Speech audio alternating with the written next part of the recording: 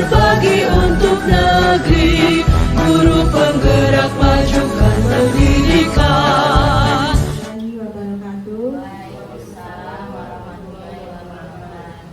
Yang sama-sama kita hormati Bapak Dedi Haryadi, Kepala Sekolah SD Bukulang 1, dan rekan-rekanku sekalian yang saya hormati. Terima kasih Bapak atas kesempatannya saya dapat melaksanakan diseminasi aksi nyata implementasi budaya positif di sekolah. Baiklah teman-teman, di sini kita akan mendiskusikan bagaimana kita mengimplementasikan budaya positif di sekolah, terutama di sekolah kita SDN Bukulang 1. Baiklah kita mulai saja. Di awal, sebelum kita mendiskusikan budaya positif yang ada di sekolah kita, kita mengingat kembali filosofi dari Ki Hajar Dewantara. Menurut Ki Hajar Dewantara, tujuan pendidikan adalah menuntun segala kodrat yang ada pada anak-anak agar mereka dapat mencapai keselamatan dan kebahagiaan setinggi-tingginya sebagai anggota masyarakat. Oleh karena itu, pendidik itu hanya dapat menuntun tumbuh atau hidupnya kekuatan kodrat yang ada pada anak-anak agar dapat memperbaiki lakunya hidup dan tumbuhnya kekuatan kodrat anak. Dan selanjutnya di sini kita mengingat kembali trilogi pendidikan Ki Hajar Dewantara. Yang pertama adalah Ingarso Sungtulodo. Di depan kita memberikan suri tauladan contoh. Kita di depan itu kita memberikan contoh. Ing Madya Mangun Karsa. Kita di tengah itu kita memberikan motivasi. Di tengah itu kita memberikan motivasi. Tut Wuri Handayani. Di belakang itu kita mendorong, memberikan support. Jadi inilah trilogi pendidikan dari Ki Hajar Dewantara. Dan selanjutnya kita mulai kepada budaya positif. Apa itu budaya positif? Budaya positif merupakan nilai-nilai, keyakinan-keyakinan, dan kebiasaan-kebiasaan di sekolah yang berpihak pada murid. Karena kita di sini pembelajaran itu sesuai dengan filosofi Ki Hajar Dewantara berpihak pada murid agar murid dapat berkembang menjadi pribadi yang kritis, penuh hormat dan bertanggung jawab.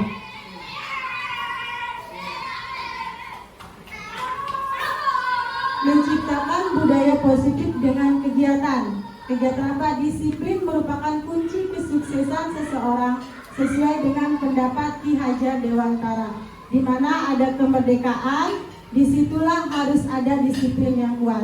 Karena kita di sini merdeka belajar, benar-benar kita berhamba kepada murid dan berpusat pada murid. Disiplin kunci kesuksesan seseorang yang dikatakan oleh Ki Hajar Dewantara. Bagaimana kita menerapkan disiplin positif kepada anak kita? Di sini syarat utama untuk mencapai murid yang merdeka adalah disiplin yang kuat. Disiplin yang dimaksud adalah disiplin diri. Disiplin diri juga mempelajari bagaimana cara kita mengontrol diri, bagaimana mengatasi diri untuk memilih tindakan yang mengacu pada nilai-nilai yang kita hargai. Seseorang yang memiliki disiplin dari diri berarti mereka bisa bertanggung jawab terhadap apa yang dilakukannya. Ini kita mau ada pada anak kita. Bagaimana caranya? Tujuan penerapan disiplin positif adalah terbentuknya murid-murid yang berkarakter. Karena memang di kurikulum Merdeka itu kita lebih kuat kepada karakternya. Berdisiplin, santun, jujur, peduli, bertanggung jawab, dan merupakan pembelajaran sepanjang hayat.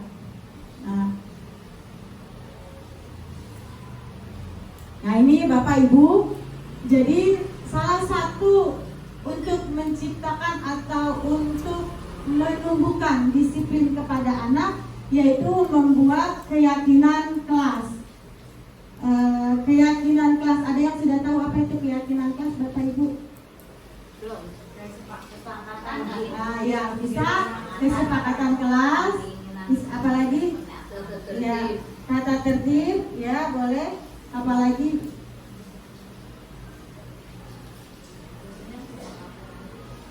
Nah, ini keyakinan kelas adalah nilai-nilai kebajikan atau prinsip-prinsip universal yang disepakati bersama secara universal lepas dari perbedaan agama, suku, negara, dan bahasa. Biasanya kita di kelas-kelas sudah ada keyakinan kelas ya, kesepakatan kelas. Entah itu kita dari download dari yang sudah ada, entah itu kita membuat kesepakatan yang benar-benar memang kita sudah sepakati dengan anak-anak. Dan nanti kita biasakan sebelum tahun memasuki tahun ajaran baru, ini yang pertama kita kerjakan di kelas untuk menumbuhkan disiplin anak. Memang disiplin anak sebagai anak yang merdeka dan belajar merdeka. Nah, kelas 1, keyakinan kelas berupa pernyataan-pernyataan universal. Kedua, pernyataan keyakinan kelas senantiasa dibuat dalam bentuk positif. Sudahkah kita membuat seperti ini? Tadi dikatakan keyakinan kelas bisa sebagai tata tertib, bisa juga sebagai peraturan. Nanti di sini kita akan lihat mana yang termasuk peraturan, mana yang termasuk keyakinan kelas. Yang kedua, pernyataan keyakinan kelas senantiasa dibuat dalam bentuk positif.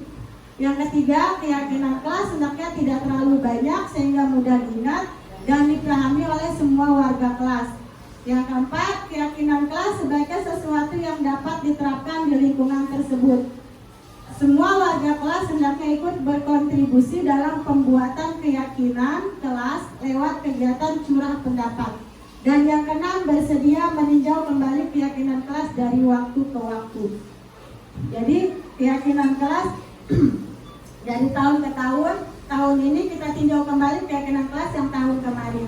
Nah, di sini Bapak, Ibu guru, kita akan berdiskusi bersama-sama bagaimana cara membuat keyakinan kelas. Tepuk satu, ganti. Tepuk satu, prok. Lagi tepuk satu, prok. Tepuk dua, prok. Tepuk tiga, prok. Sekarang berpasangan, oke ya. Tepuk satu, tepuk dua, tepuk tiga, tepuk satu, dua, tiga.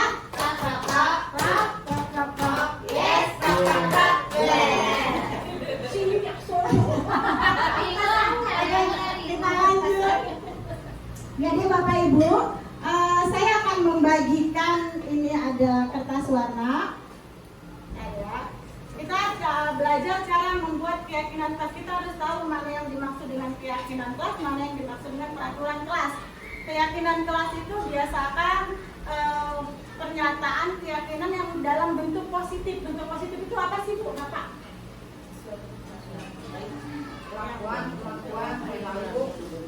Kalimat positif, maksudnya bentuk positif ya. Biasanya bentuk positif itu jangan sampai ada kata jangan. Ya, biasanya kita kalau peraturan buatnya bagaimana? Jangan. Coba kita buat dulu ya. Ya itu pakai tulis dulu. Jangan. Jangan buang sampah sembarangan, berarti buang sampah pada tempatnya. Ya, peraturan yang biasanya ada di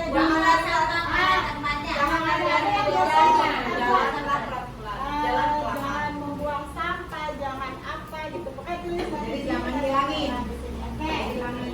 Jangan membuang sampah. Biasanya kan kita keyakinan kelas, kita buat yang sudah jadi.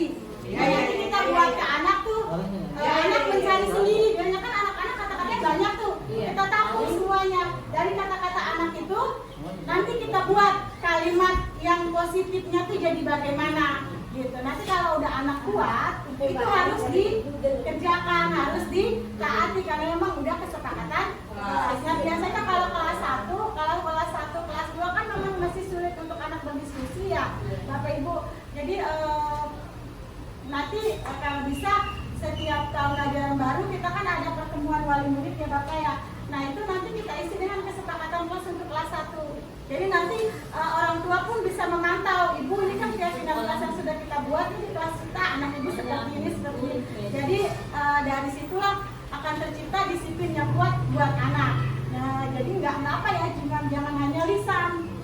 Kalau sudah tertulis, terus kita taati dan kita benar-benar komitmen, insya Allah nanti keyakinan kelas itu bisa terlaksana dengan baik. Dari awalnya yang sudah bagus, alur caranya yang sudah benar dan sudah baik. Jadi kan di sini ada biasanya di sini ada pertama kan di sini aturan kelas ya, aturan kelas. Di sini keyakinan kelas.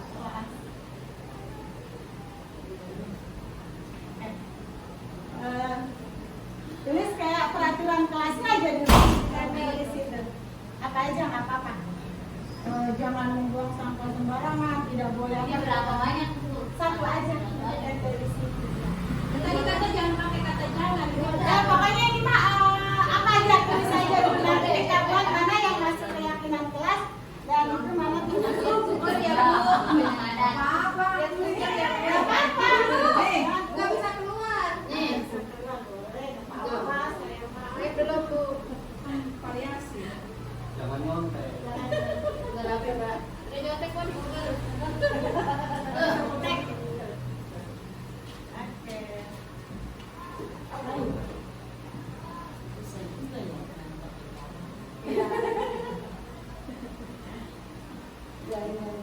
Kelihatan ibu guru ini ya.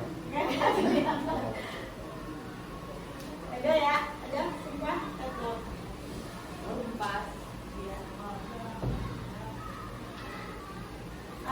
Biasanya kalau kita sudah mulai membuat keyakinan kelas, kita sudah menerapkan disiplin positif kepada anak, kita hindarkan kata-kata jangan untuk melarang anak. Kalau kita keluar, biasanya kan kita berpesan sama anak ya, Nak, ibu mau ke kantor jangan berisik ya. Itu benar nggak? Jangan berisik. Itu bukan kalimat, itu bukan bentuk positif ya. Makanya jangannya itu dibuang. Kira-kira kalimatnya bagaimana? Jangannya dibuang. Tidak berisik. Sama tidak. Jika masuk ke kantor, Ya, kira-kira apa? jika masuk ke kantor tidak berisik. Orang sedih. Kita mesti pesen ke anak. Kira-kira apa? Kita pesen ke anak. Kira-kira apa? Yang tenang ya nak. Kantor. Yang tertib ya nak. Ibu mau ke WC. Gitu. Yang tenang ya nak. Ibu mau makan dulu. Ibu sarapan dulu. Jadi kita mulai budaya positif. Kita mulai hindari. Jangan mengatakan kalimat tidak atau jangan ya. Jangan berantem. Jangan bertengkar. Jangan berisik. Jangan nyontek. Yang tenang, yang tertib. Kalau jangan nyontek apa? Yang jujur. Jangan berantem nanti berantem. Yang sebenarnya kalau anak tuh kalau kita bilang jangan tuh kadang dia penasaran ya, apalagi kelas 1. Jangan ditendang tuh malah dulu begitu kan. Iya, biasanya seperti itu. Tapi kadang memang karena kita kebiasaan, masih aja ada yang keluar. Tapi kan kita mulai sedikit demi sedikit budaya positif. Ya kita hilangkan. Setelah tepat waktu, membuang sampah pada tempatnya, belajar dengan tenang, kerjakan tugas yang tertutup untuk sebelum masuk. Jangan buang sampah.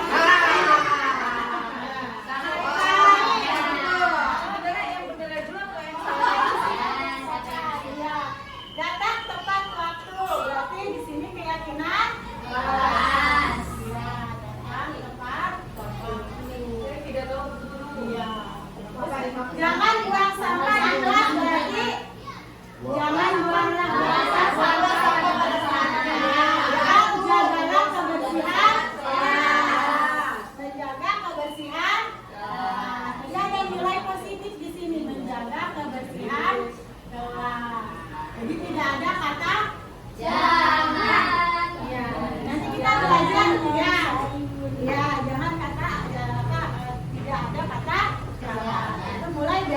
keyakinan kelas. Jadi pertama budaya positif kita tanamkan di sekolah kita. Awalnya itu membuat keyakinan tiap kelas atau kesepakatan kelas dengan melibatkan siswa. Biasanya kan dulu kita pakai peraturan kelas ya. Perbedaannya apa tuh kira-kira peraturan kelas dengan keyakinan kelas?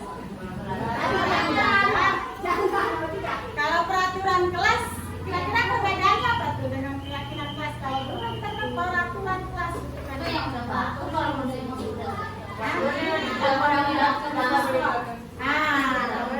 Iya, kasih Bu Dina Baji. Jadi kalau peraturan kelas itu biasanya kan guru yang buat.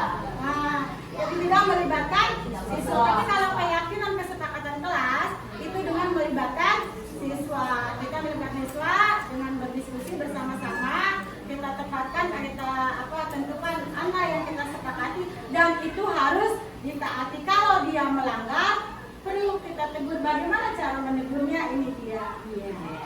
Kita buka.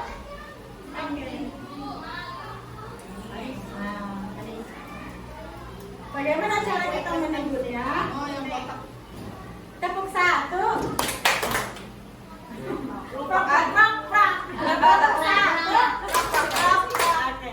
Jadi sebelum Bapak Ibu di sini kita sama-sama ya, karena memang saya sudah dapat ini.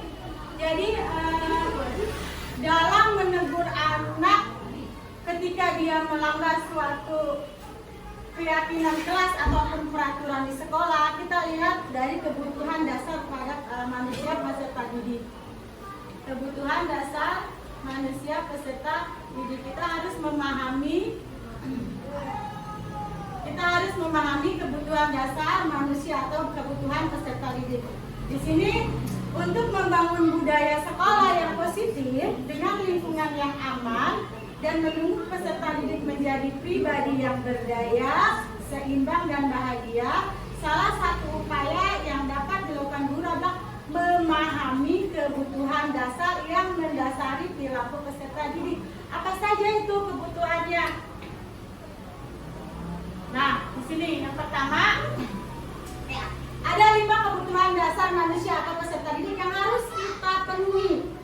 Kalau kelima kebutuhan peserta didik ini sudah terpenuhi, insya Allah akan seimbang. Insya Allah anak murid itu akan baik. Jadi kalau misalkan ada anak murid yang agak melenceng sedikit, mungkin di salah satu kebutuhan ininya dia tidak terpenuhi. Yang pertama, kebutuhan untuk bertahan hidup. Yang kedua, kebutuhan untuk merasa diterima. Yang ketiga, kebutuhan akan kebebasan. Yang keempat, kebutuhan akan kesenangan. Dan yang kelima, kebutuhan akan penguasaan. Ya, kebutuhan untuk bertahan hidup. Apa? Misalkan biasanya nih anak tuh suka ngambil makanan temennya, dan dia ngambil ininya. Jadi kita nggak langsung ini anak nakal amat gitu. Tapi kita lihat dulu. Kita biasakan kalau itu kita ada pertama itu kita apa untuk anak biar supaya tahu latar belakang anak, mendiagnostik ya, kita lihat dari latar belakangnya dan semuanya. Jadi kita nggak ujuk-ujuk langsung ini anak pencuri, ini anak wah nggak bener, ini anak ternyata mungkin di rumahnya memang tidak dikasih uang jajan, tidak dikasih makan, untuk itunya dia kurang. Akhirnya untuk memenuhi kebutuhan dia keluarlah sifat negatifnya, ngambil atau bagaimana. Nah itu adalah tanggung jawab kita bagaimana caranya merangkul supaya kebutuhan untuk bertahan hidupnya itu setidaknya terpenuhi. Terus yang kedua, kebutuhan untuk merasa diterima. Kadang kan kita suka entah bagaimana ya, entah itu, tapi kita mungkin guru tidak ada rasa benci atau tidak ada rasa ini ya. Kadang mungkin saking kesel atau bagaimananya ada rasa cuek dengan ini. Itu kan akhirnya karena dia merasa dicuekin atau dia apa di guru, pasti anak akan berbeda dengan gurunya. Itu di guru. Terus apalagi di rumahnya, ya kan, dengan orang tua, dengan ini kita lihat lingkungannya nanti akan terbawa di sekolah. Ada yang dia overacting, ada apa yang ini untuk ya mencari perhatian. Jadi ini anak kenapa sih ini? Jadi kita lihat tadi kebutuhan dasar. Yang ketiga, kebutuhan akan kebebasan.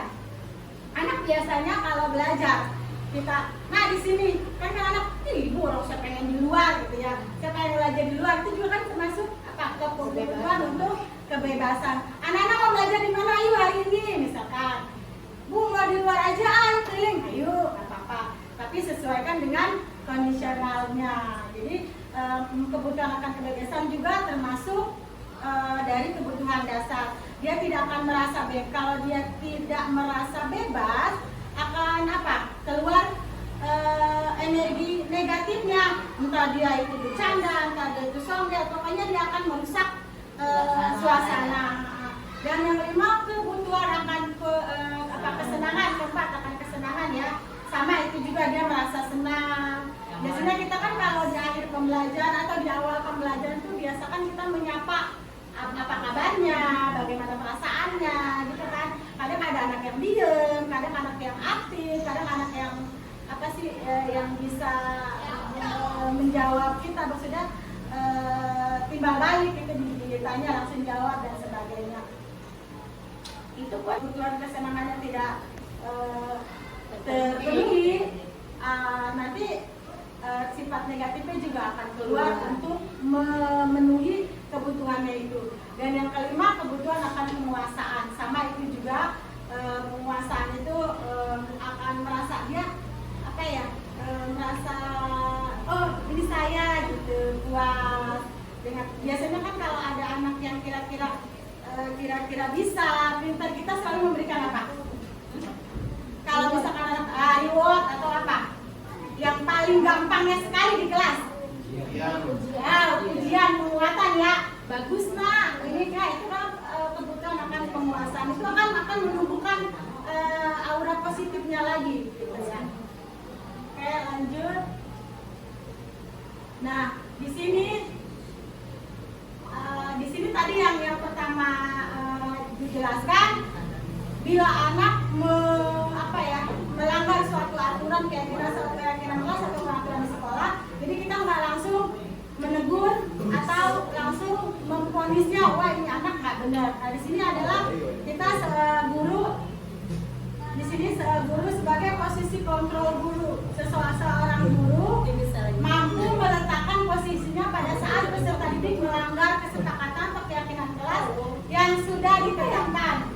Adapun posisi kontrol guru sebagai berikut. Yang satu, posisi penghukum.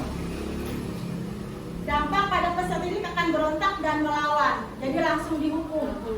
Ya, kamu nggak pakai sepatu hitam, bukan sepatu kamu. Misalkan nggak usah pakai sepatu, itu akan apa? Melawan di dalam hati, itu akan terpendam rasa sakit hati. Nah, bukannya dia berubah, akhirnya jadi sakit hati. Yang kedua, posisi membuat rasa bersalah. Nah, kamu begini, emang kamu nggak sayang sama orang tua kamu? Emang kamu nggak kasihan sama orang tua kamu? Itu dia akan merasa bersalah. Itu akan terpenam di dalam hatinya. Itu juga sebenarnya kurang bagus juga. Yang ketiga, nah ini posisi sebagai teman. Guru ramah dan akrab dengan murid. Murid berperilaku baik, namun pada orang tertentu saja. Ini juga masih kurang bagus ya, karena ada orang yang tertentu saja. Ini yang keempat, posisi pemantau. Guru bekerja sesuai instrumen pemantauan. Karena saya cuma sebagai pengajar, ya udah saya ngajar aja, gitu. Nah, yang kelima, posisi sebagai manajer. Guru sebagai wajib. Nah, inilah dari kelima posisi ini, mana yang termasuk ada di diri kita? Mana yang termasuk ada di diri kita? Apakah kita posisi penghukum? Apakah kita posisi pembuat rasa bersalah? Apakah kita posisi sebagai teman? Isi sebagai teman. Sebagai teman, Guru ramah dengan murid. Tapi kalau sebagai teman hanya orang-orang yang tertentu. Kita apa? Dari kelima, coba dari kelima posisi ini mana yang paling ideal? Kira-kira mana yang paling ideal? Empat. Kalau pemantau itu bekerja hanya sebagai pemantauan saja. Mana? Yang mana kira-kira? Iya, Posisi membuat rasa bersalah.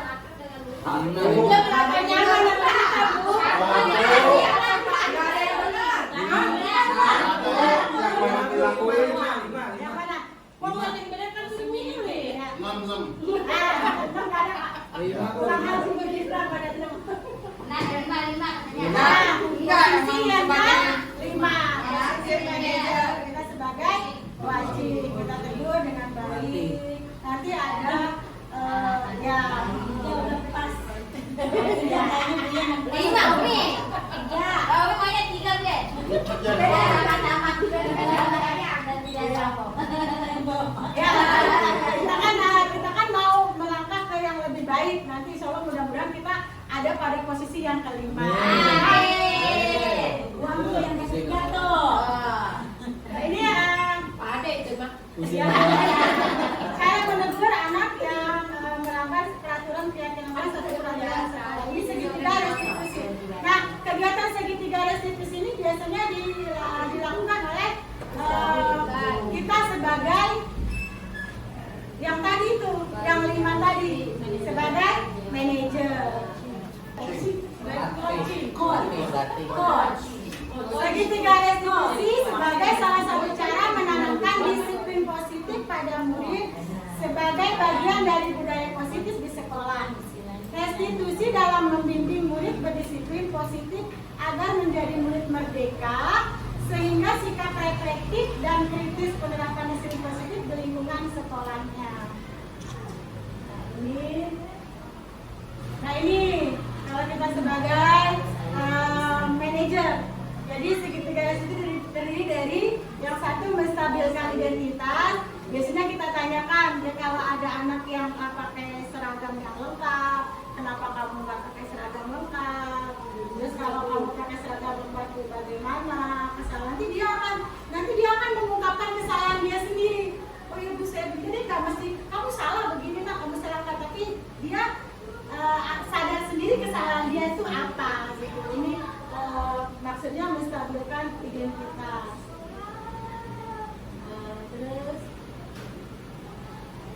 tepuk dulu, Wak. Oke.